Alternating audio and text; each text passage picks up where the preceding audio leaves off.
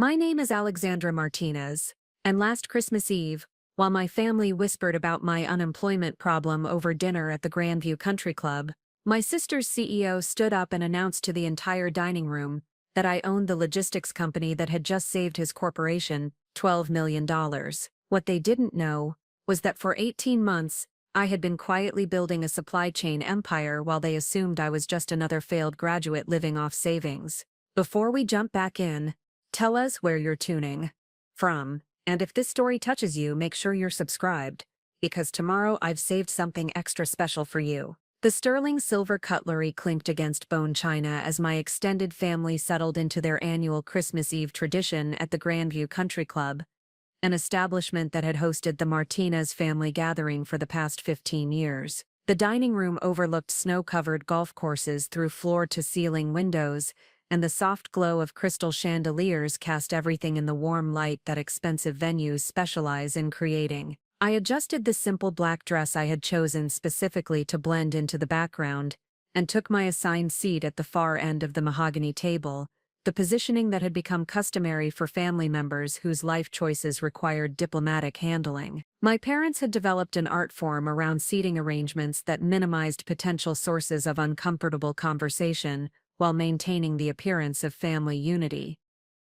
The conversation flowed predictably through the usual topics that occupied successful people during holiday gatherings. My sister Carmen discussed her promotion to Senior Vice President of Operations at Meridian Global Solutions, her voice carrying the confident tone of someone whose career trajectory had never deviated from predetermined expectation. My cousin David described his recent partnership track advancement at his law firm, while his wife Rebecca detailed their latest real estate acquisition in the exclusive Hillcrest neighborhood. My uncle Robert, who had built a regional accounting practice over 3 decades, held court at the head of the table with stories about his firm's expansion into cryptocurrency consulting. My Aunt Patricia contributed updates about her interior design business and the high-profile clients who sought her expertise for their luxury residences. The conversation created a symphony of professional achievement and financial success that had become the soundtrack to our family gathering. I maintained my practiced expression of polite interest while observing the familiar dynamics that had shaped these gatherings throughout my adult life. There was an unspoken hierarchy that determined speaking order,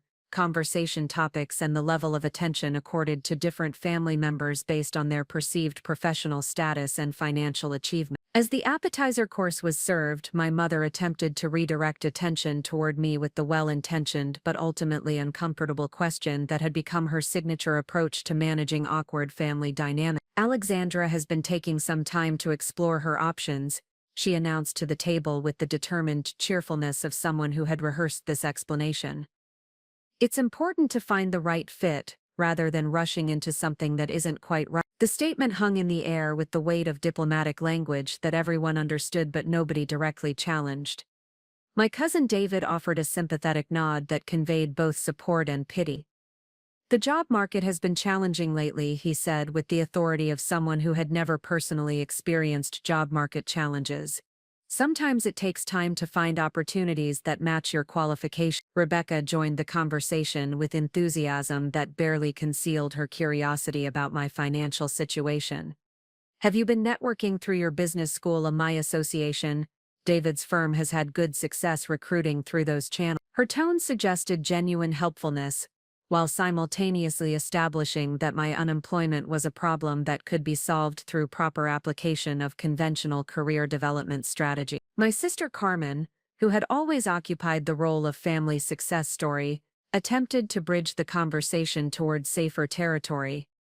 Alexandra has always been good at analyzing complex situations, she said with the diplomatic tone she used in corporate setting. I'm sure she'll find something that makes good use of her analytical skills when the right opportunity comes along. The conversation contained layers of meaning that reflected 18 months of family gatherings where my professional status had become an increasingly uncomfortable topic. Everyone genuinely cared about my welfare and wanted to be supportive, but nobody quite knew how to discuss unemployment in a family where career success was the primary measure of personal achievement. My uncle Robert, whose business acumen had earned him the role of informal family career counselor, leaned forward with the expression he used when dispensing professional advice. Alexandra, Have you considered consulting work? Many companies are looking for project-based expertise, and it could be a good way to build relationships while you're exploring permanent opportunity. The suggestion was offered with genuine thoughtfulness, but it carried the underlying assumption that I needed guidance in basic career development strategies.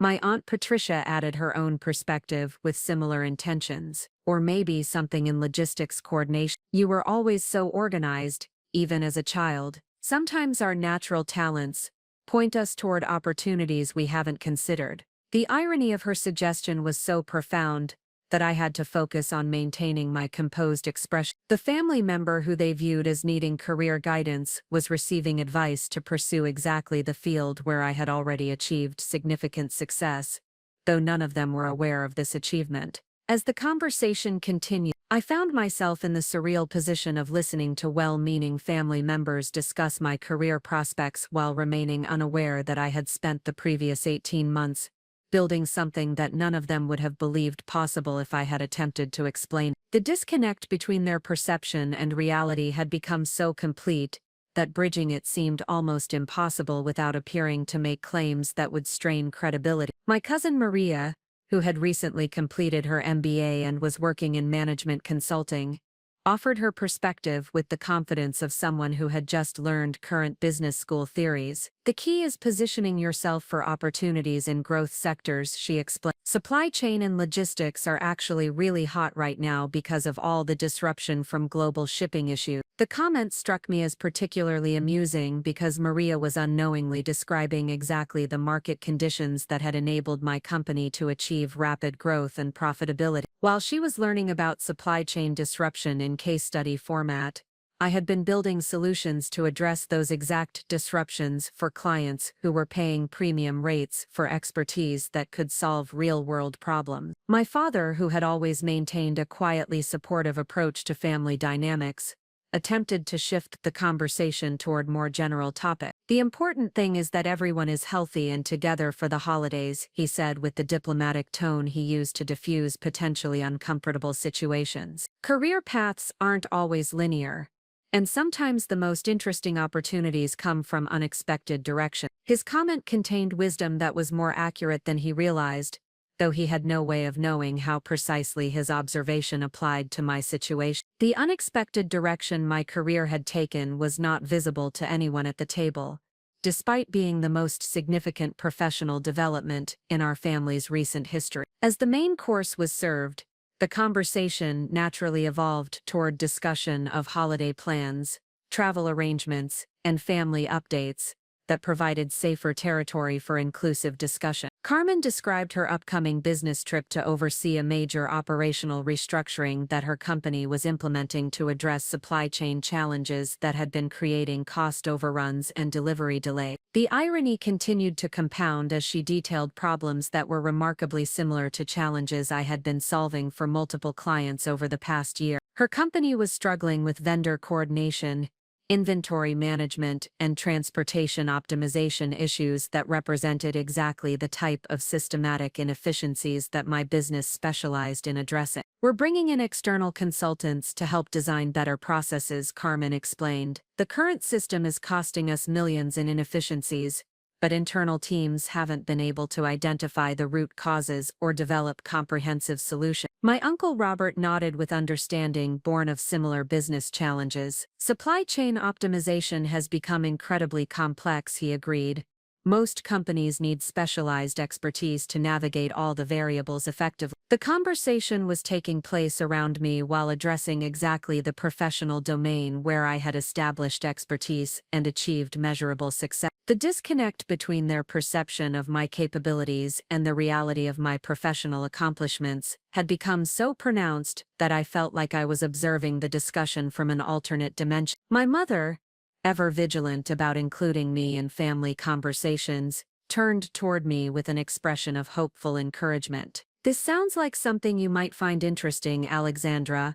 Maybe Carmen could provide some insights about opportunities in her industry. The suggestion was offered with genuine love and support, but it reflected the assumption that I needed assistance in identifying potential career directions, rather than recognition that I might already possess relevant expertise. Carmen nodded enthusiastically at the possibility of providing career guidance to her younger sister. "I'd be happy to share what I know about supply chain management," Carmen said with the generous tone of someone offering to help a family member navigate unfamiliar territory. "It's actually a fascinating field with lots of opportunities for analytical people who can understand complex systems." The offer was made with such sincere helpfulness that declining it would have appeared ungrateful, despite the fact that accepting career advice about my own field of expertise created an almost absurd situation. I managed to express appropriate appreciation while maintaining the diplomatic balance that family gatherings required.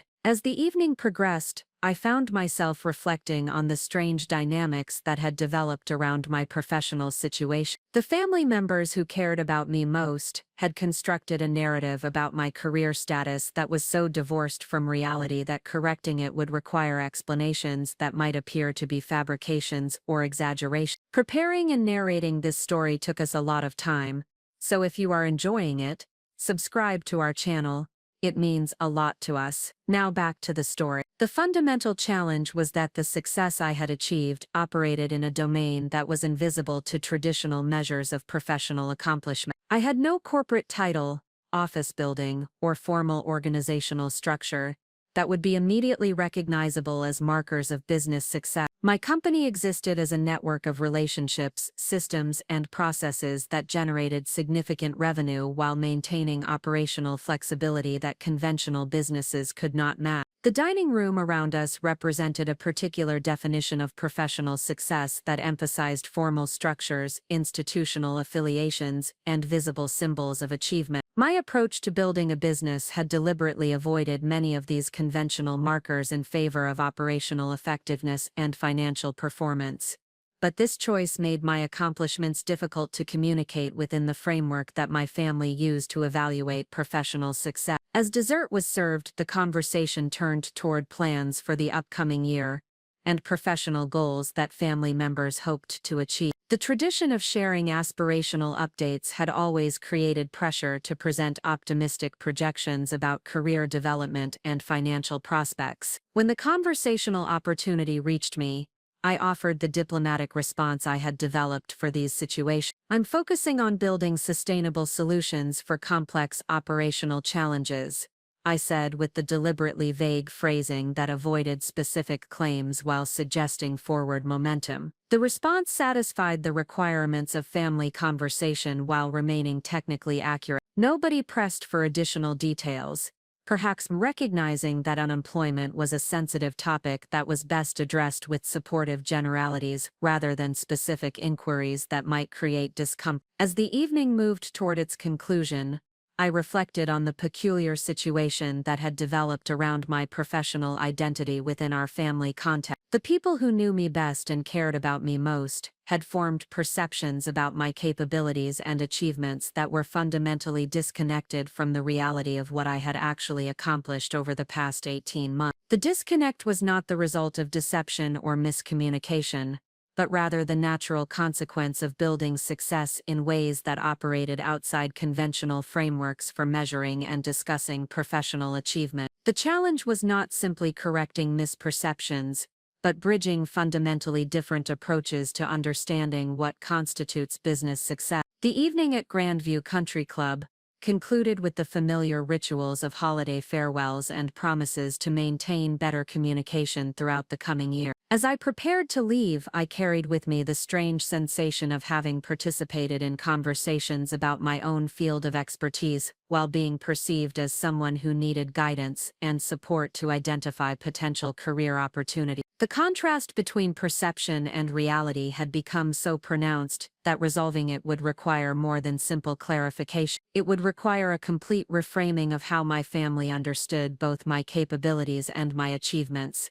a transformation that could only occur through circumstances that would make the invisible visible and the unrecognized undeniable. As I drove home through the quiet streets lined with houses decorated for Christmas, I reflected on the irony that tomorrow would bring communications from clients whose operations I had transformed, revenue reports that would document another record month, and strategic planning sessions for expansion initiatives that would significantly increase my company's market reach and profitability. The successful business owner who my family hoped I might somehow become was already sitting at their dinner table, listening to career advice about her own industry while maintaining the diplomatic silence that family harmony required. The transformation they wished for me had already occurred, though revealing it would require the right moment and the right circumstances to bridge the gap between perception and reality. The night janitor from the original story I had studied had understood something profound about timing and revelation. Sometimes the most powerful transformations are those that occur in plain sight,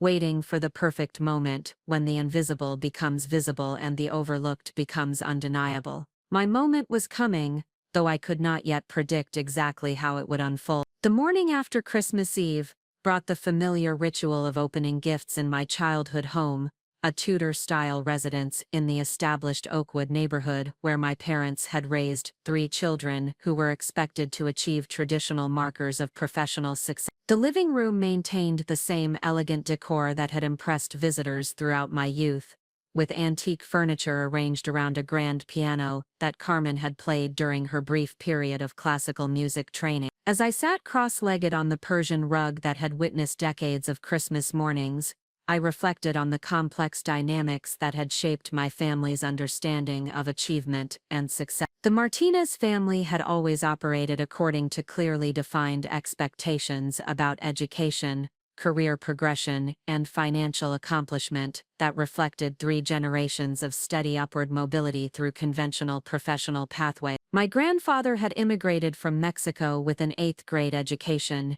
and built a small construction business that provided middle-class stability for his children. My father parlayed that foundation into a degree in civil engineering and a successful career in municipal infrastructure development. The family narrative emphasized education, professional credentials, and steady advancement through established institutions as the pathway to security and respectability. Carmen had followed this template perfectly. Business degree from a prestigious university, entry-level position at a Fortune 500 company, systematic advancement through clearly defined management tracks, and increasing responsibilities that came with corresponding salary increases and benefit packages. Her career progression was measurable, predictable, and comprehensible to everyone who understood traditional corporate structures. My own educational background had initially followed similar pattern: BA from Northwestern Kellogg School of Management, concentration in operations and supply chain management, summer internships at consulting firms and multinational corporations. During business school, I had written case studies about supply chain optimization, studied theoretical frameworks for operational efficiency, and completed projects that analyzed complex logistics challenges facing major corporations. The expectation was that this education would lead to a management consulting position or a corporate role in operations management, followed by steady advancement through increasingly senior positions that would eventually culminate in executive responsibility and the financial security that successful careers provide. My academic performance and internship evaluations suggested that this trajectory was not only possible but probable. However, my final semester had included a practicum project that fundamentally altered my understanding of how supply chain management actually operated in practice versus how it was taught in academic setting. I was assigned to work with a mid-sized manufacturing company that was struggling with vendor coordination and inventory management challenges that were costing them approximately $2 million annually in inefficiencies and missed delivery deadlines. The company had previously engaged 2 major consulting firms to address these operational challenges, but the recommended solutions had proved ineffective because they were based on theoretical frameworks that did not account for the specific complexities of their vendor relationship, production scheduling constraints, and customer requirement variations. The academic models assumed standardized processes and predictable variables that did not exist in their actual operational environment. During my 3-month practicum, I spent significant time observing their daily operations, talking directly with warehouse staff, truck drivers, vendor representatives, and customer service personnel who dealt with the practical implications of logistics decisions. I discovered that the real challenges were not the high-level strategic issues that consulting reports had focused on, but rather hundreds of small coordination problems that created cascading inefficiencies throughout their entire supply chain. The breakthrough came when I developed a solution that addressed these micro-level coordination challenges through a combination of technology tools and process modifications that worked with their existing systems, rather than requiring expensive infrastructure changes. The approach was pragmatic rather than theoretical,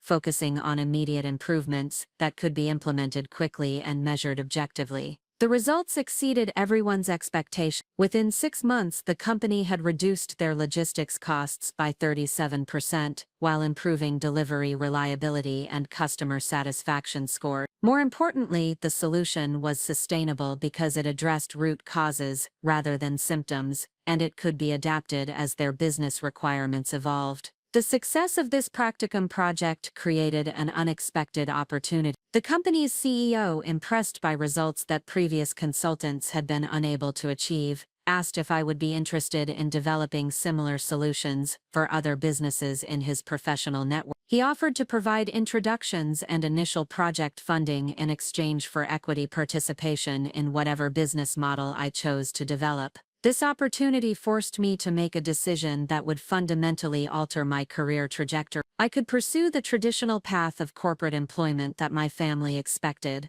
or I could attempt to build a business based on the practical approach to supply chain optimization that had proved successful during my practicum. The choice represented different philosophies about professional development and financial security. The traditional path offered predictability, institutional support, and clear metrics for measuring progress and success. Starting a business offered potential for significant financial returns and professional autonomy, but also substantial risks and uncertainty about future outcomes. Most importantly, it would require me to operate outside the framework that my family used to understand and evaluate professional achievement. After extensive consideration, I chose to pursue the entrepreneurial opportunity. The decision was based on my assessment that the practical approach I had developed could address supply chain challenges that consulting firms and corporate operations teams were not solving effectively. I believed there was significant market demand for solutions that focused on implementation rather than theoretical recommendations. However,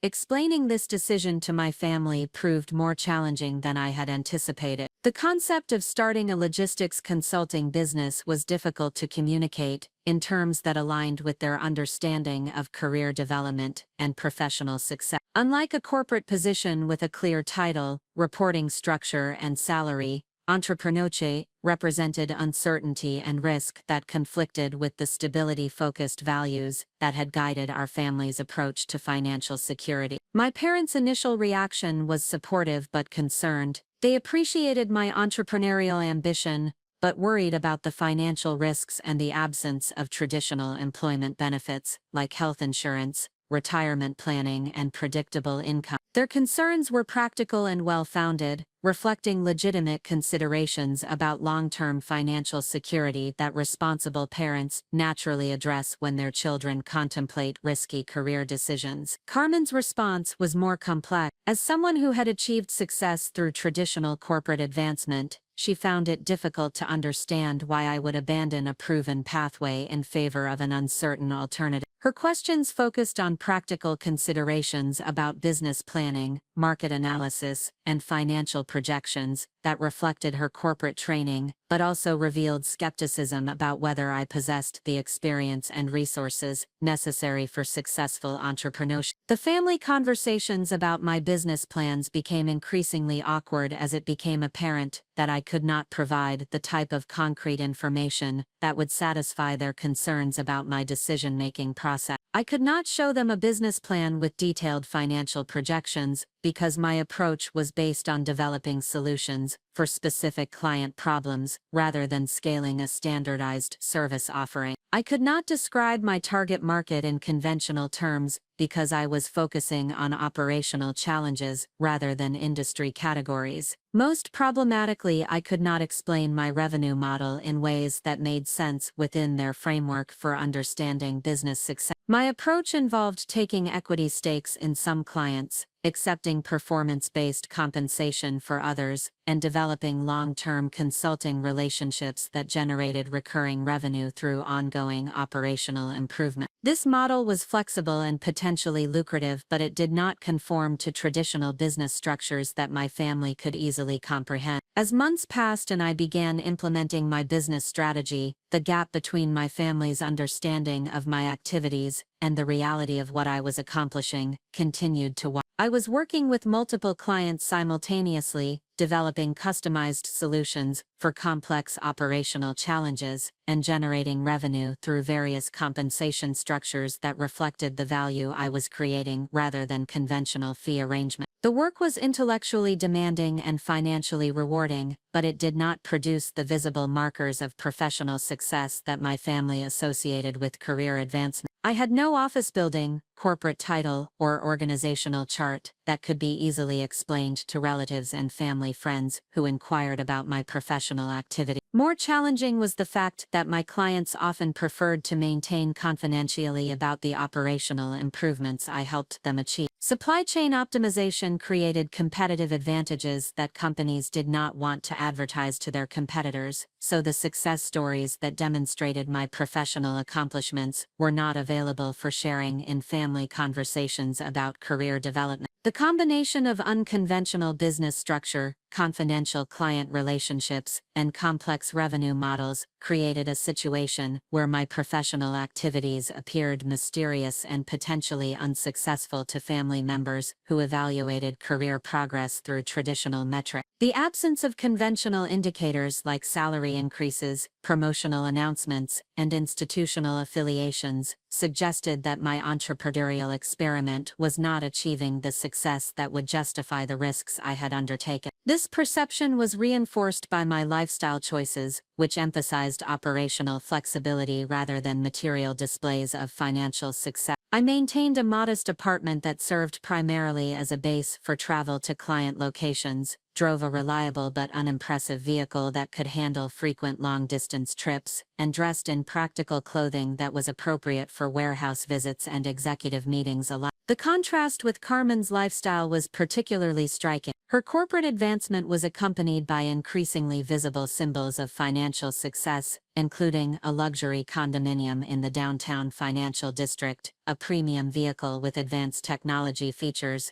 and a wardrobe that reflected her senior management position. Her success was comprehensible and measurable in terms that everyone could understand and appreciate. Family gatherings became increasingly uncomfortable, as the apparent gap between our professional achievements became more pronounced. Carmen's career updates involved promotions, salary increases, and expanding responsibilities that demonstrated clear upward trajectory, while my updates involved vague references to consulting projects and operational improvements that sounded less impressive and less financially rewarding. The situation was complicated by the fact that I genuinely enjoyed the work I was doing and was achieving results that exceeded my initial expectations. My clients were saving millions of dollars through operational improvements, my revenue was growing consistently, and I was developing expertise in supply chain optimization that was rare and valuable in the marketplace. However, these achievements were not visible to my family in ways that would demonstrate professional success according to their established criteria. The perception of my professional struggles was reinforced by my financial behavior, which emphasized reinvestment in business development rather than personal consumption. Rather than spending revenue on lifestyle improvements that would signal financial success, I was investing in technology tools, professional development, and business relationships that would support long-term growth, but did not produce immediate visible benefits.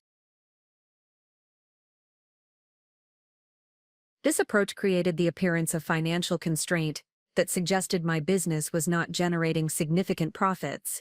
Family members began to offer assistance with everything from career counseling to financial support, gestures that reflected genuine concern, but also confirmed their perception that my entrepreneurial experiment was failing to provide adequate financial security.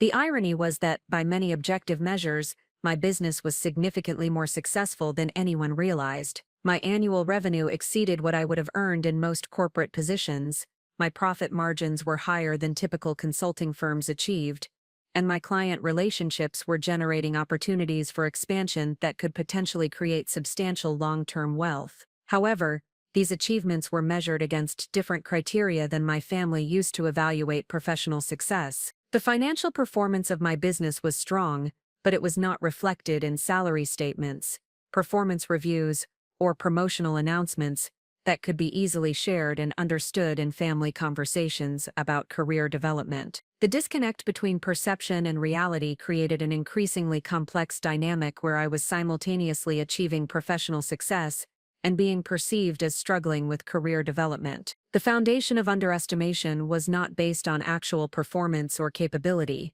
but rather on the incompatibility between unconventional business success and traditional frameworks for measuring professional achievement. This situation would continue to develop until circumstances would eventually force a revelation that would completely reframe my family's understanding of what I had actually accomplished during the period when they assumed I was struggling to establish a successful career. The foundation of underestimation that had been carefully constructed through months of misperception would ultimately become the platform for a transformation that would surprise everyone involved, including myself. The transformation from business school graduate to operational expert did not occur through traditional channels or conventional learning environment. During the 18 months following my decision to pursue entrepreneurial opportunities, I immersed myself in a comprehensive education that combined practical experience with strategic analysis in ways that no academic program could have provided. My first client engagement established the foundation for everything that would follow. Midwest Manufacturing Solutions,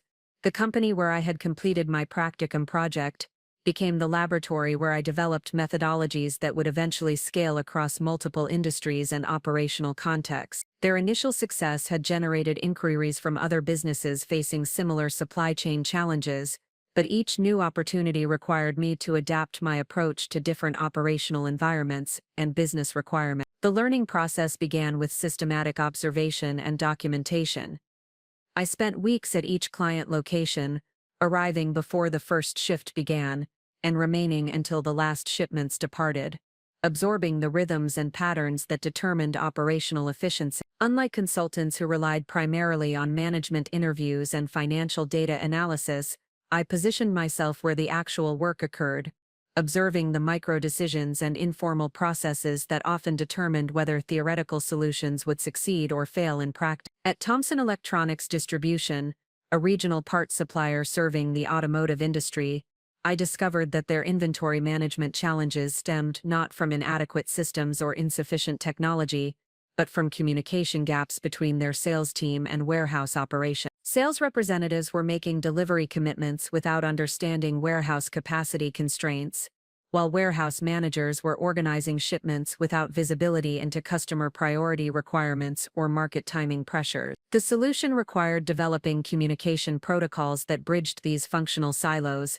while respecting the expertise and autonomy that each department needed to perform effectively. Rather than implementing top-down process changes that might have disrupted existing workflow, I created information sharing mechanisms that allowed sales and warehouse teams to coordinate their activities voluntarily based on shared understanding of operational realities and customer requirements. The implementation took 4 months and reduced their average order fulfillment time from 8 days to 3 days, while improving accuracy rates and customer satisfaction scores. More importantly, the improvement was sustainable because it enhanced existing capabilities, rather than replacing them with external systems that required ongoing maintenance and support. This experience taught me that effective supply chain optimization required understanding organizational dynamics and human factors as much as technical processes and system capability. The most sophisticated analytical tools and process improvements would fail if they did not account for how people actually work together to accomplish shared objectives under real-world conditions that included time pressures, resource constraints, and competing priorities. My approach evolved to emphasize collaborative problem-solving that engaged frontline employees in developing and implementing solutions, rather than imposing external recommendations that might not reflect operational reality. This methodology proved more effective than traditional consulting approaches, but it also required significantly more time and deeper engagement with client organizations than conventional project structures typically accommodated. At Cascade Food System, a specialty distributor serving restaurants and institutional kitchens throughout the Pacific Northwest, I encountered supply chain challenges that were complicated by perishable inventory management, temperature-controlled transportation requirements, and delivery schedules that had to accommodate the operational constraints of food service establishments. Their logistics costs were approximately 40% higher than industry benchmarks, but previous attempts to reduce expenses had compromised service quality in ways that threatened customer relationships. The solution required redesigning their entire distribution network to optimize the trade-offs between cost efficiency and service reliability. This involved analyzing delivery routes, warehouse locations, vehicle capacity utilization, and customer ordering patterns to identify opportunities for improvement that would not sacrifice the responsiveness that their customers required for successful food service operations. The project took 7 months and required coordination with transportation providers, warehouse personnel, customer service representatives, and the restaurant managers who depended on reliable delivery performance for their own operational success. The complexity exceeded anything I had encountered during business school case studies or theoretical frameworks, but the results validated the time investment through cost reductions that exceeded 30% while improving delivery reliability and customer satisfaction. More significantly, this engagement taught me to recognize patterns and principles that could be applied across different industries and operational contexts. Supply chain optimization was not simply a matter of implementing best practices or standard solutions, but rather a process of understanding the specific constraints and requirements that shaped each organization's operational environment, then developing customized approaches that worked within those constraints while achieving measurable improvements in efficiency and effectiveness. The learning accelerated as I began working with multiple clients simultaneously, each presenting different challenges that required me to develop new analytical capabilities and problem-solving methodology. At Pacific Coastal Logistics, a third-party logistics provider serving e-commerce retailers, I learned to optimize warehouse operations for high-volume, variable demand scenarios where efficiency depended on flexible staffing models and adaptive process flows. At Mountain Ridge Construction Supply, a building materials distributor serving contractors throughout Colorado and Wyoming, I developed expertise in managing inventory for seasonal demand patterns and just-in-time delivery requirements that had to account for weather constraints and project scheduling variability. Each engagement expanded my understanding of how supply chain principles applied differently across various industry contexts and operational environments. The financial rewards grew in parallel with my expanding expertise. Rather than charging conventional consulting fees that were based on time investment, I developed compensation models that tied my earnings to the measurable value I created for clients. This approach aligned my incentives with client success while enabling me to capture a portion of the financial benefits that resulted from operational improvement. At Thomson Electronics, my compensation included equity participation that reflected the long-term value creation from supply chain optimization. At Cascade Food Systems, I received performance-based payments that increased as cost savings accumulated over time. At Pacific Coastal Logistics, my arrangement included revenue sharing from efficiency improvements that enabled them to expand their service capacity without proportional increases in operational costs. These compensation structures generated income that significantly exceeded what I would have earned in corporate positions, but the revenue streams were irregular and difficult to predict, creating financial management challenges that required careful planning and conservative spending practices. The irregular income flow reinforced my family's perception that my business was struggling financially even though my annual earnings were growing substantially. The learning process extended beyond technical supply chain management to encompass business development, client relationship management, and strategic planning capabilities that were essential for scaling my operations effectively. Each successful engagement generated referrals and new opportunities, but capitalizing on this growth required developing systems for managing multiple client relationships while maintaining the quality standards that had established my reputation. I invested heavily in technology tools that enabled remote monitoring and analysis of client operations, allowing me to provide ongoing optimization support without requiring continuous on-site presence. These tools included data analytics platforms, communication systems, and project management software that supported collaborative problem-solving with distributed teams and multiple stakeholder groups. The technology investments were substantial and reduced my short-term profitability, but they enabled me to serve more clients simultaneously while maintaining the depth of engagement that produced superior results. This strategic trade-off between immediate income and long-term capacity building was invisible to my family, who observed reduced personal spending and concluded that my business was not generating adequate financial return. Professional development became a continuous priority as I recognized that my success depended on staying ahead of industry trends and evolving best practices in supply chain management. I attended specialized conferences,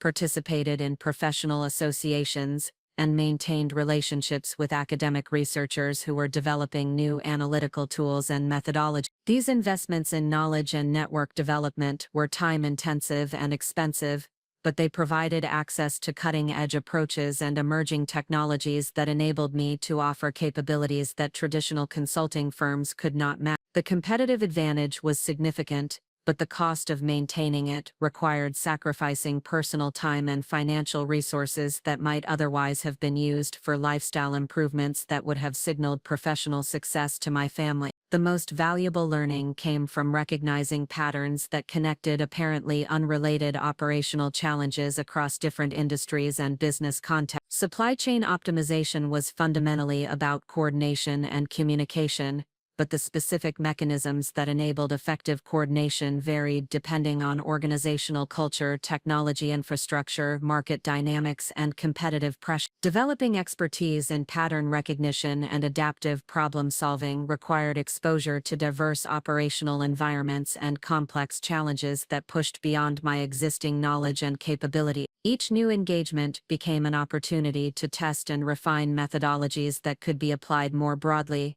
creating intellectual capital that would support business expansion and increased profitability over time. At Sunrise Medical Equipment, a regional distributor serving hospitals and healthcare facilities, I encountered regulatory compliance requirements and quality control standards that added layers of complexity to conventional supply chain management challenges. The learning curve was steep, but mastering healthcare logistics opened opportunities in a market segment where operational excellence directly affected patient care outcomes and regulatory compliance. At Northwest Renewable Energy Components, a supplier serving solar and wind energy installation, I developed expertise in managing supply chains for emerging technology markets where product specifications were evolving rapidly and supplier relationships required careful management to ensure quality and reliability. This experience provided insights into innovation-driven markets that would become increasingly important as renewable energy adoption accelerated. Each specialized market segment required developing new analytical frameworks and operational approaches, but the underlying principles of coordination, communication, and systematic optimization remained consistent. The learning process was building a portfolio of capabilities that could be combined and adapted to address complex challenges across multiple industries and business contexts. The intellectual satisfaction of solving complex problems and creating measurable value for clients provided motivation that sustained intensive work schedules and continuous learning requirements. Unlike corporate employment, where advancement depended primarily on organizational politics and administrative processes, my success was directly tied to the results I achieved for clients and the expertise I developed through hands-on problem-solving experience. This direct connection between effort and outcome created a powerful feedback loop that accelerated learning and skill development. Every successful engagement validated my methodologies while revealing new opportunities for improvement and expansion. Every challenge that required developing new capabilities expanded my knowledge base and increased my value to future clients. The learning phase was establishing the foundation for business success that would eventually become undeniable, even to family members who currently perceived my career choices as risky and potentially unsuccessful. The expertise being developed through intensive client engagement and continuous professional development was creating competitive advantages that would support significant business growth and financial success. However, the invisible nature of this learning process meant that the value being created was not apparent to observers who measured professional development through conventional metrics like job titles, salary increases, and organizational advancement. The gap between perception and reality would continue to widen until circumstances would eventually force a recognition of what had actually been accomplished during this period of apparent professional uncertainty. The foundation of expertise being established through systematic learning, practical application, would ultimately demonstrate that unconventional career paths could generate superior results for those willing to invest the time and effort required to master complex problem-solving capabilities in high-value market segments where traditional approaches had proven inadequate. The breakthrough in my understanding of supply chain optimization occurred during my 14th month of independent consulting, when I began to recognize that the operational challenges faced by my diverse clients were not isolated problems requiring customized solutions, but rather manifestations of systematic patterns that occurred across industries and organizational structures with remarkable consistency. This recognition emerged gradually through systematic analysis of the documentation I had been maintaining for each client engagement. During quiet evenings in my apartment, I would review project notes, implementation strategies, and outcome measurements, searching for connections that might reveal underlying principles applicable to future challenges. The process resembled archaeological investigation, where individual artifacts gradually revealed evidence of larger civilizations and cultural patterns. The first pattern I identified involved what I termed information asymmetry cascade. Across multiple client organizations, operational inefficiencies consistently resulted from situations where different departments possessed critical information that was not effectively shared with other units that needed that information to make optimal decisions. Sales teams knew customer preferences and timing requirements that warehouse operations needed for efficient fulfillment planning. Procurement departments understood supplier capabilities and constraints that production scheduling teams required for realistic timeline development. At Denver Metro Healthcare Systems, a regional medical equipment distributor, I documented 17 separate instances where departments were making suboptimal decisions because they lacked information that existed elsewhere in the organization but was not systematically shared. Emergency departments were ordering expensive expedited deliveries because they were unaware that standard inventory included items that could meet their requirements. Purchasing managers were negotiating individual supplier contracts without knowledge of volume commitments that other departments had already established with the same vendor. The pattern repeated at Rocky Mountain Agricultural Supply, where regional sales representatives were promising delivery schedules without understanding seasonal capacity constraints that warehouse operations faced during peak planting and harvest period. Production planning teams were establishing manufacturing schedules without visibility into customer payment terms that affected cash flow requirements and supplier payment capability. The solution consistently involved developing communication protocols and information sharing systems that enabled different functional areas to coordinate their activities based on comprehensive understanding of organizational capabilities and constraints. However, implementing these solutions required overcoming institutional resistance to information sharing that often reflected competitive dynamics between departments, concerns about accountability and performance measurement, and simple organizational inertia that favored familiar processes over potentially superior alternatives.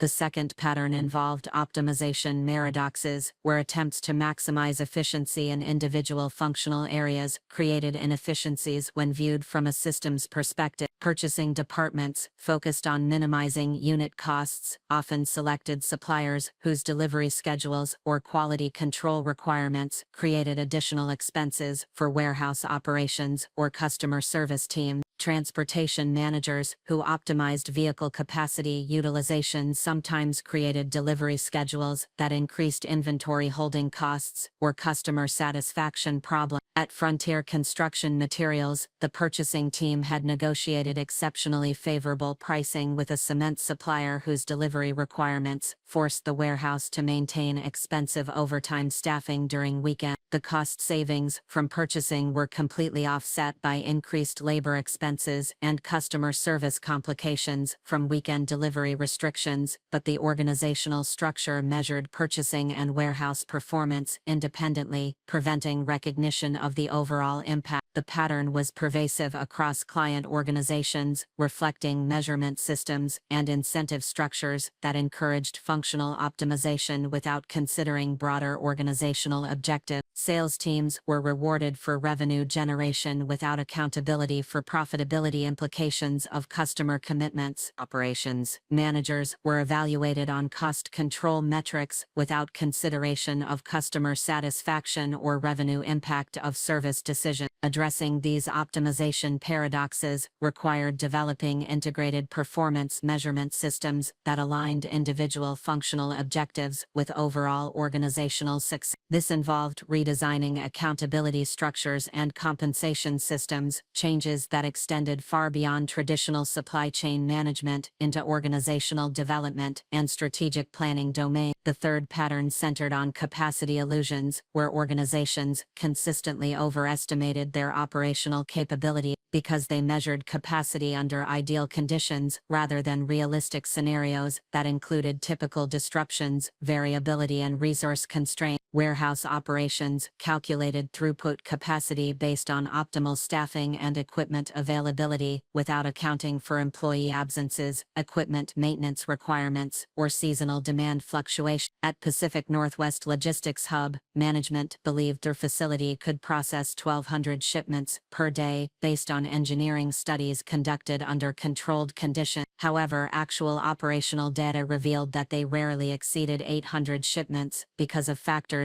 that the engineering analysis had not considered, including customer requirement variations, documentation processing delays, and coordination requirements with transportation providers. The capacity illusions created systematic overcommitment to customers, resulting in service failures, emergency corrective actions, and increased operational costs from expedited processing and overtime staffing. More problematically, these capacity miscalculations prevented accurate financial planning and strategic decision-making about expansion requirements and market opportunity. Resolving capacity illusions required developing realistic operational models that incorporated variability and uncertainty into capacity planning process. This involved statistical analysis of operational performance data, scenario planning for various demand conditions, and buffer management strategies that ensured reliable service delivery while maintaining cost efficiency. The fourth pattern involved coordination friction, where organizational structures and communication systems created resistance to efficient coordination between functional areas, suppliers, and customers. Complex approval processes, multiple reporting relationships, and unclear decision-making authority prevented rapid response to operational challenges and market opportunities. At Mountain States Equipment Rent, coordination friction manifested through approval requirements that forced field operations managers to obtain authorization from regional managers for routine maintenance decisions, creating delays that often resulted in equipment failures and customer service problems. The authorization process was designed to control costs, but the delays actually increased expenses through emergency repairs and customer compensation requirements. The coordination friction pattern was particularly pronounced in organizations that had grown through acquisition or merger activities, where legacy systems and cultural differences created barriers to integrated operation. Different divisions used incompatible information systems, followed conflicting policies and procedures, and maintained separate supplier relationships that prevented economies of scale and coordinated strategic plan. Addressing coordination friction required streamlining decision-making processes, clarifying authority relationships, and implementing technology solutions that enabled seamless information sharing and collaborative planning across organizational boundaries. These changes often required required senior management commitment and cultural transformation initiatives that extended beyond operational improvements into fundamental organizational redesign. The recognition of these systematic patterns transformed my approach to client engagement and solution development. Rather than treating each organization as a unique case requiring customized analysis, I could rapidly identify which patterns were creating operational inefficiencies and focus diagnostic efforts on the specific manifestations of those patterns within each client's particular context. This pattern-based approach dramatically improved the efficiency and effectiveness of my consulting process.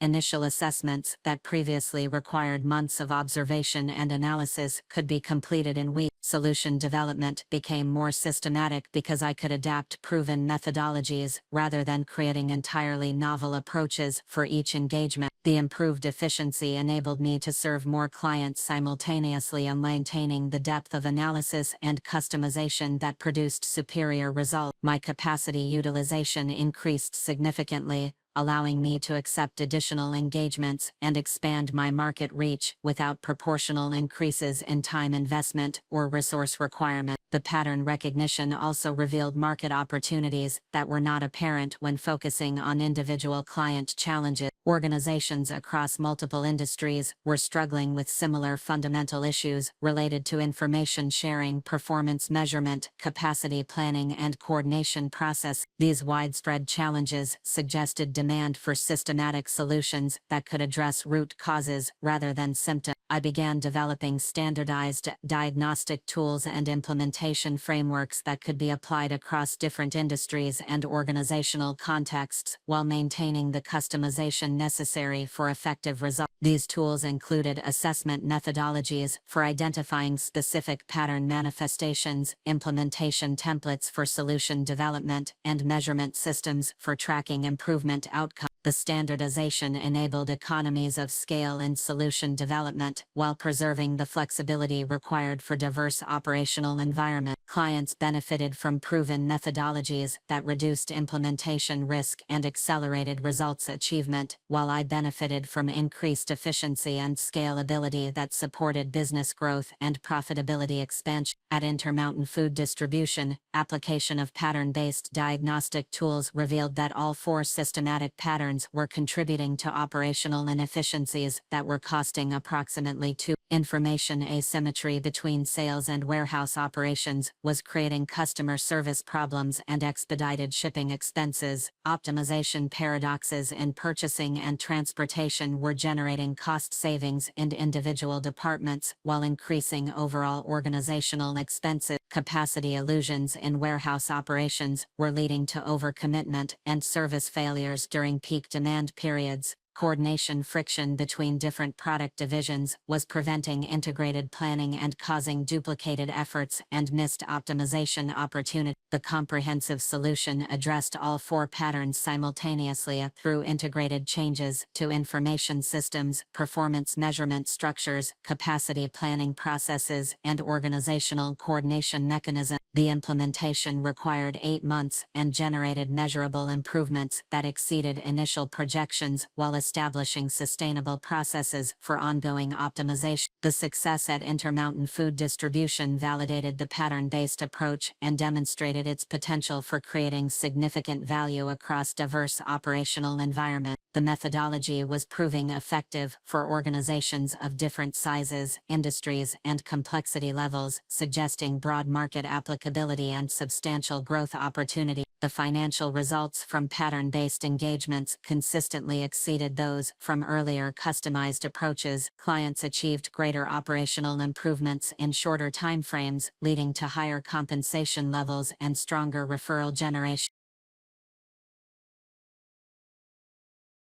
My annual revenue increased by approximately 60% during the 6-month period following implementation of pattern-based methodologies. The professional satisfaction was equally significant. The intellectual challenge of identifying and addressing systematic patterns provided continuous learning opportunities and creative problem-solving experiences that maintained engagement and motivation despite intensive work schedules. Each successful pattern application validated the analytical framework while revealing additional refinement opportunities and expansion possibilities. The pattern recognition phase was establishing the foundation for business expansion that would eventually make my success undeniable to family members who currently perceived my career choices as risky experiments with uncertain outcomes. The systematic approach to supply chain optimization was creating competitive advantages that would support significant growth and market leadership in specialized consulting services. However, the technical nature of pattern-based supply chain optimization made it difficult to communicate the significance of these developments to family members who lacked background knowledge in operations management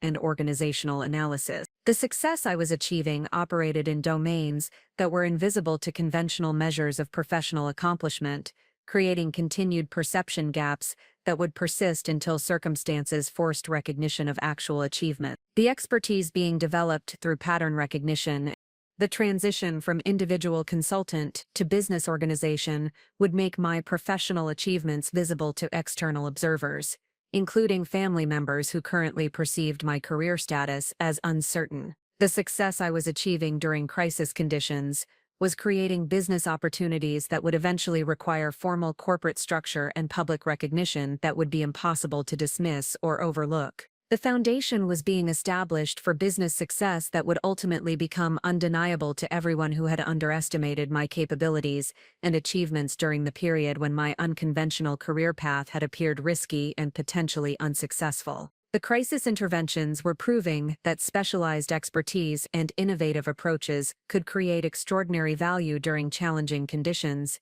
that revealed the limitations of conventional business practices. The successful resolution of multiple client emergencies during September established my reputation within specialized industry networks while creating unprecedented opportunities for systematic intelligence gathering that would fundamentally expand my understanding of supply chain vulnerabilities across the broader economic landscape. The crisis interventions had demonstrated the effectiveness of my methodologies under extreme conditions, but they had also revealed the interconnected nature of operational challenges that extended far beyond individual client organizations. During the weeks following the emergency engagement, I began receiving inquiries from industry associations, government agencies, and academic institutions that were attempting to understand the systematic nature of supply chain disruptions and develop coordinated responses to prevent similar crises in the future. These inquiries provided access to comprehensive data and analytical resources that would have been impossible to obtain through individual client relationships alone. The Federal Emergency Management Agency contacted me in early October to participate in a task force examining supply chain resilience for critical infrastructure sectors, including healthcare, food distribution, and transportation. The task force brought together operational experts from across multiple industries to analyze patterns of vulnerability and develop recommendations for improving crisis response capabilities at both organizational and regional level. My participation in the FEMA task force provided access to classified intelligence about supply chain disruptions affecting national security infrastructure, including detailed analysis of how global shipping delays were impacting defense contractors, medical equipment manufacturer, and energy sector operations. The information revealed that the challenges I had been addressing for individual clients were manifestations of systematic vulnerabilities that threatened economic stability and national preparedness. The intelligence gathering process extended beyond government sources to include participation in industry research initiatives led by major consulting firms and academic institutions. McKinsey & Company invited me to contribute to their global supply chain resilience study, which involved analyzing operational data from over 200 multinational corporations to identify patterns of vulnerability and successful adaptation strategy. The McKinsey research provided unprecedented visibility into how supply chain disruptions were affecting different industry sectors and geographic regions, revealing connections between local operational challenges and global economic trends that individual organizations could not perceive from their limited perspective. The study documented systematic patterns that validated my analytical framework while revealing additional opportunities for developing comprehensive solutions. Harvard Business School engaged me as a subject matter expert for their executive education program, focused on crisis management and operational resilience. The academic engagement required developing case studies based on my client experiences while maintaining confidentiality requirements, creating opportunities to refine my analytical frameworks through academic rigor and peer review process. The Harvard collaboration provided access to cutting-edge research in organizational behavior, strategic management, and operations research that enhanced my understanding of why conventional approaches to supply chain management were failing under current market conditions. The academic perspective revealed theoretical foundations for the practical patterns I had identified through client engagement, creating intellectual frameworks that would support more sophisticated solution development. The intelligence gathering extended to participation in industry conferences and professional associations, where supply chain executives were sharing experiences and developing collaborative approaches to common challenges. The Council of Supply Chain Management Professionals invited me to present findings from my crisis intervention work at their annual conference, providing access to senior executives from major corporations who were facing similar operational challenges. The conference presentations created networking opportunities with supply chain leaders from Fortune 500 companies who were seeking specialized expertise to address vulnerabilities that internal teams and conventional consulting resources could not resolve effectively. These connections revealed the scope of market demand for pattern-based optimization services, while providing intelligence about specific challenges that could inform solution development and business expansion strategy. The most valuable intelligence emerged from systematic analysis of operational data that clients were sharing as part of ongoing consulting relationships. The crisis interventions had established trust relationships that enabled deeper access to internal systems and processes, providing unprecedented visibility into how supply chain challenges were affecting day-to-day operations across multiple industries. At Intermountain Food Distribution, ongoing monitoring of their operations revealed seasonal patterns of vulnerability that conventional planning processes had not anticipated. Temperature-controlled distribution networks experienced systematic stress during summer heat waves and winter storms that created predictable but unaddressed capacity constraints. The seasonal analysis revealed optimization opportunities that could improve year-round operational efficiency while building resilience for weather-related disruption. The seasonal vulnerability patterns were consistent across other food distribution clients, suggesting industry-wide opportunities for developing specialized solutions that addressed climate-related supply chain challenges. The intelligence revealed market segments where conventional consulting approaches were inadequate because they did not account for environmental factors that significantly affected operational performance. At Mountain States Medical Equipment, detailed analysis of procurement patterns revealed systematic inefficiencies in healthcare supply chains that resulted from regulatory requirements and institutional purchasing practices that prioritized compliance over operational optimization. Healthcare organizations were paying premium prices for routine equipment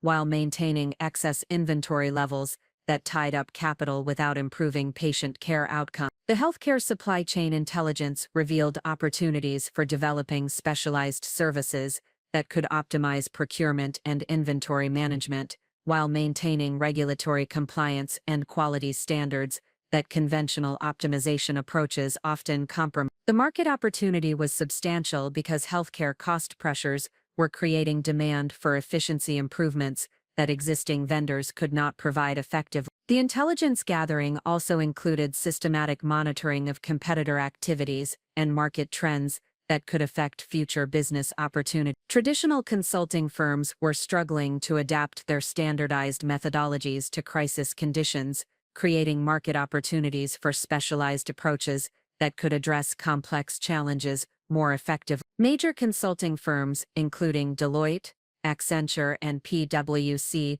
were experiencing client satisfaction problems because their project-based methodologies were not well suited to ongoing crisis management and rapid adaptation requirements that current market conditions demand. The intelligence revealed competitive vulnerabilities that could be exploited through superior service delivery and more flexible engagement model. The systematic intelligence gathering was revealing comprehensive patterns that extended beyond operational challenges to encompass strategic opportunities for business expansion and market leadership. The crisis conditions that were creating challenges for existing market participants were also creating demand for innovative solutions that could address root causes rather than symptoms. Regional economic development agencies were seeking specialized expertise to help local businesses adapt to supply chain disruptions that threatened competitive viability and employment stability. State governments were implementing support programs for small and medium-sized businesses that needed operational consulting but could not afford traditional consulting services. The government support programs created opportunities for developing scalable solutions that could serve multiple clients simultaneously while maintaining cost-effectiveness that conventional consulting approaches could not achieve. The intelligence revealed market segments where pattern-based optimization could create significant value while supporting regional economic development objectives. International trade organizations were documenting how supply chain disruptions were affecting global commerce patterns and creating opportunities for regional suppliers to capture market share from traditional international sources. The trade intelligence revealed strategic opportunities for helping domestic manufacturers expand into markets that global disruptions had made accessible. The comprehensive intelligence gathering was establishing the foundation for business expansion that would position my company as a market leader in specialized supply chain optimization services. The systematic analysis of market conditions, competitor limitations, and client requirements was revealing opportunities for developing integrated solutions that could address multiple challenges simultaneously while creating sustainable competitive advantage. The intelligence was also revealing the interconnected nature of supply chain challenges that created opportunities for comprehensive consulting services that could address operational efficiency, crisis management, strategic planning, and business development through coordinated approaches that conventional consulting firms could not provide effectively. The most significant intelligence concerned the systematic nature of organizational vulnerabilities that were creating widespread demand for fundamental changes to supply chain management approaches. Companies across multiple industries were recognizing that conventional optimization strategies were inadequate for current market conditions, creating unprecedented opportunities for demonstrating the value of pattern-based solutions. The intelligence gathering phase was establishing comprehensive market understanding that would support strategic positioning for business opportunities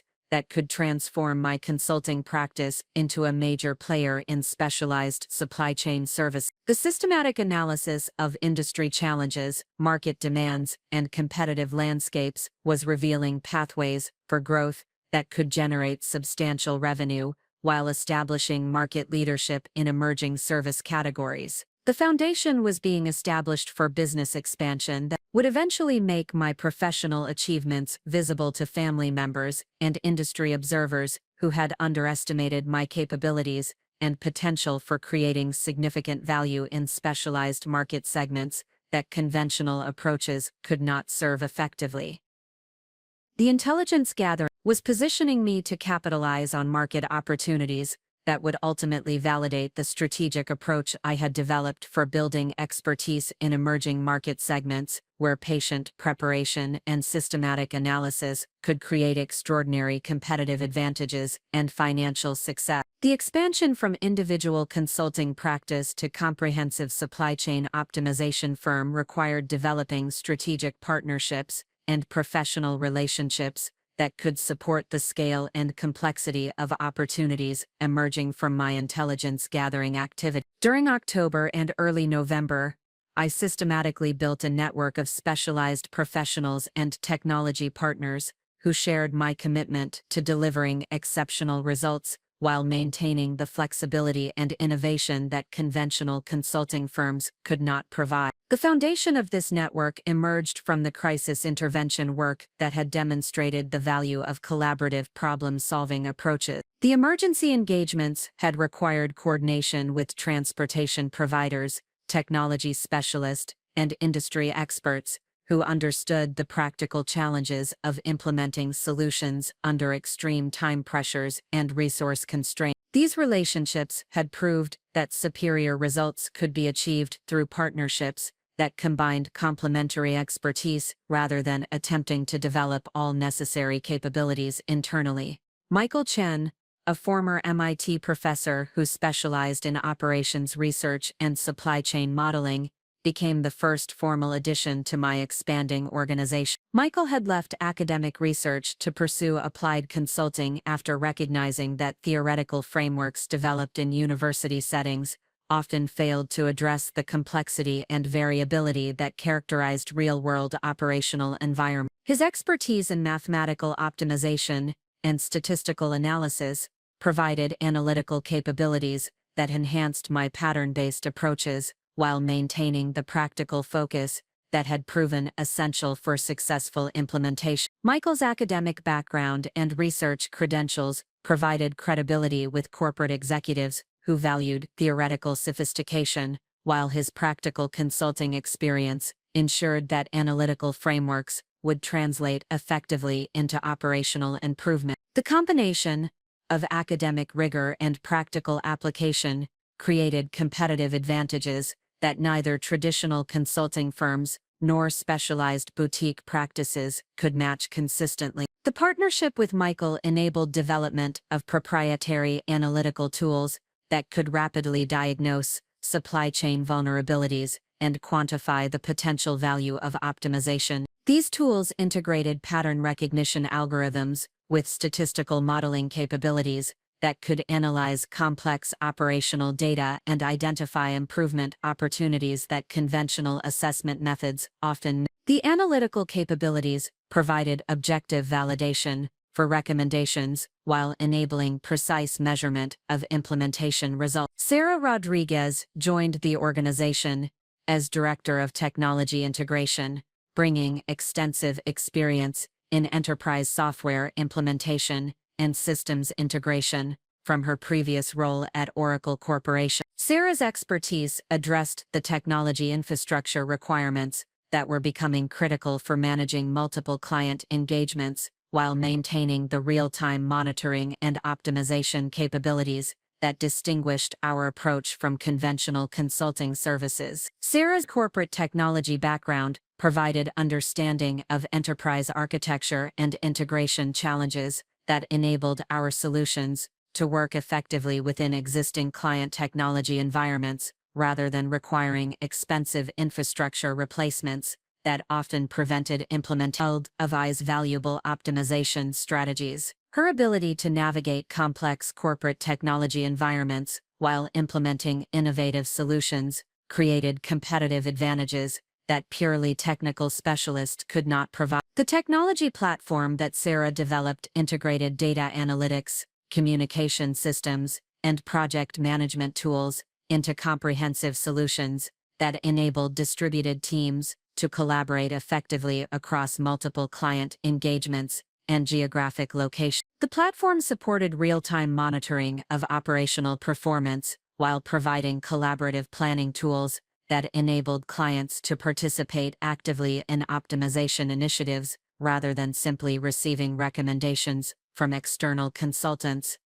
Jennifer Kim, a former McKinsey principal with extensive experience in organizational development and change management, brought expertise in implementing complex organizational transformations that ensured optimization solutions would be sustainable rather than temporary improvements that deteriorated over time without ongoing external support. Jennifer's corporate consulting background provided understanding of organizational dynamics and implementation challenges that were essential for achieving lasting results from supply chain optimization initiatives. Jennifer's experience with large-scale organizational change enabled development of implementation methodologies that addressed both technical optimization and human factors that determined whether improvements would be maintained effectively over time. Her understanding of corporate culture and change resistance helped ensure that optimization solutions would be adopted enthusiastically by client organizations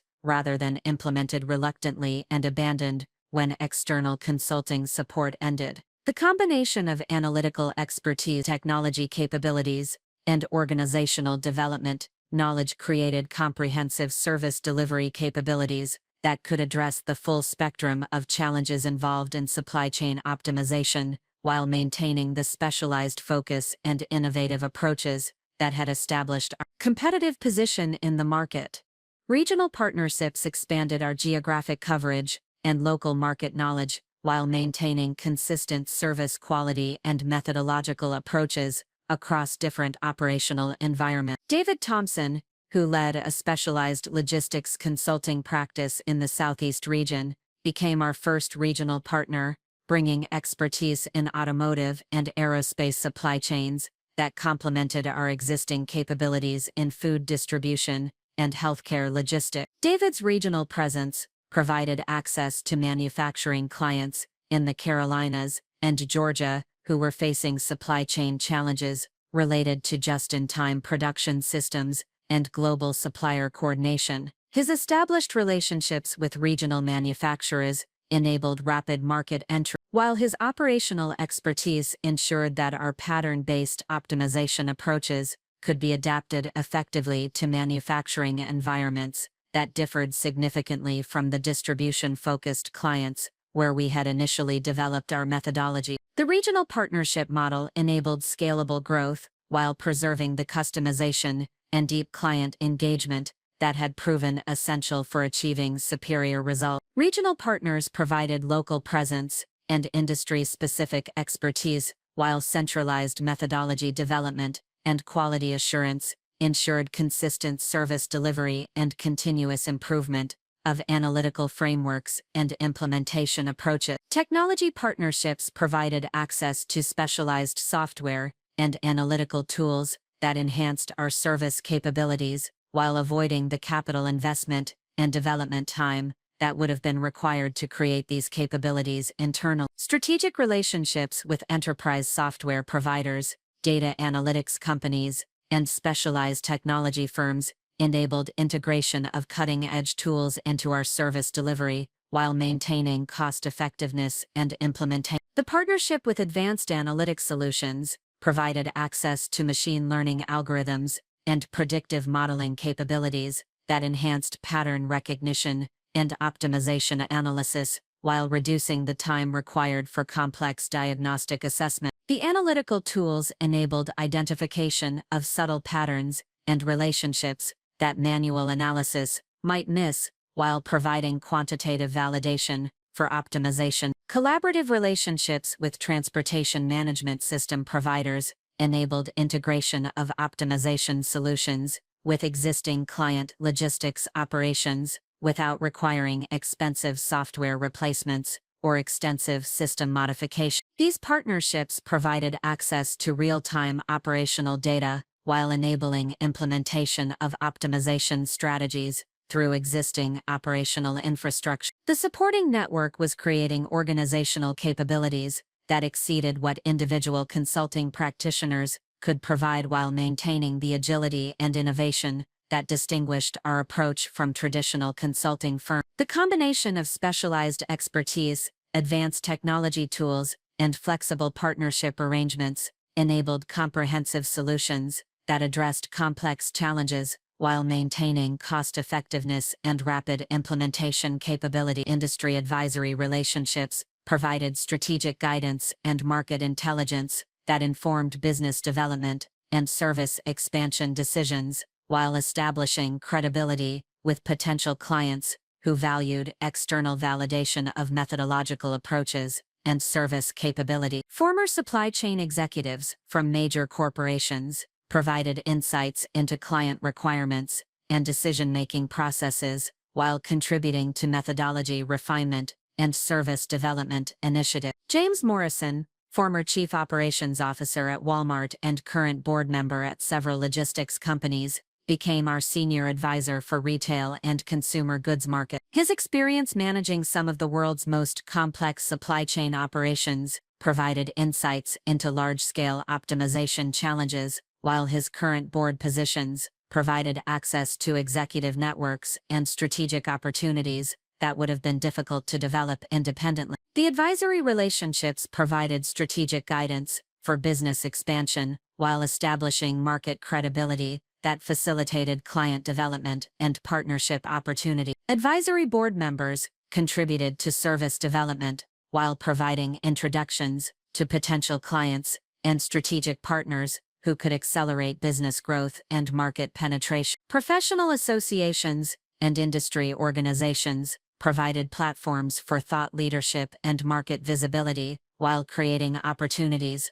for collaborative relationships with other specialized service providers who could complement our capabilities and expand our market reach. Active participation in supply chain management associations, logistics research organizations, and industry conferences established our expertise while creating referral networks and partnership opportunities. The Council of Supply Chain Management Professionals provided access to senior executives and industry researchers while offering opportunities to present findings and methodology developments that established thought leadership and market visibility. Professional recognition through industry awards and speaking opportunities created credibility that facilitated business development while attracting potential partners and team members who shared our commitment to innovation and excellence. The supporting network was establishing comprehensive capabilities that positioned our organization for significant market expansion